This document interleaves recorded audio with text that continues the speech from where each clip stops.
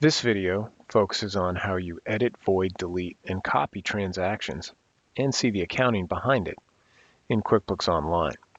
Many ways to get to transactions. You can do a search and go to Advanced Search and then filter by particular transaction type. In this case, let's do invoices. And you can add filters. Look for my video on the search feature. And then you can drill into a transaction this way, just by double-clicking on it. Or I can go from, say, a customer, if I'm drilled into a customer, and then I could drill into the transaction this way: sales receipt, delayed charge, invoice. We'll go over transactions in other videos in the QuickBooks University page, so look for those. Or from vendors, or go down to transactions and go into transaction sales. Many different ways to get to transactions. Of course, you can always go from a report as well in the report section on the left. In this case, I'm going to drill into this sales receipt just by double-clicking on it. It's going to bring up the sales receipt. Just had some services for $5. Now, there is a bar at the bottom of transactions in QuickBooks Online. Things like if you want to print or preview it, or cancel out, or save and close, or save and send, or save and new.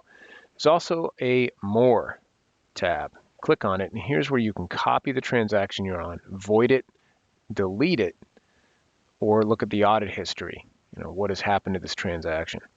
If you go to the transaction journal, this allows you to see what was debited and credited behind the scenes of that transaction.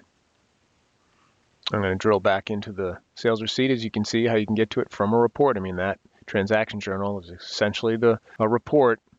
And if you are used to doing Control Y in desktop, well, the transaction journal is your journal report behind transactions. Now, one of my favorite ways to get to a transaction is when I click on the plus sign, and let's just go to the invoice form. In the upper left, there's a little clock icon. Those are your recent transactions. So I'm going to go down and look at this invoice number 3061. I got a lot of items on here that I sold. Click on More. I can go ahead and make a copy of the invoice, which is literally going to copy it. And then once you copy it, just click on Save. Under the More tab, again, I could void it if I want to, and this is just going to void the invoice. Or I could totally delete it, or look at the audit history, which again is going to be built off the audit log report. You'll find a video on the audit log on the QuickBooks University site. It shows the history for the particular transaction. Someone edited it June 29th at 3:27. It was originally entered December 1st, so someone edited it just recently. And then, so here's the first event of this transaction.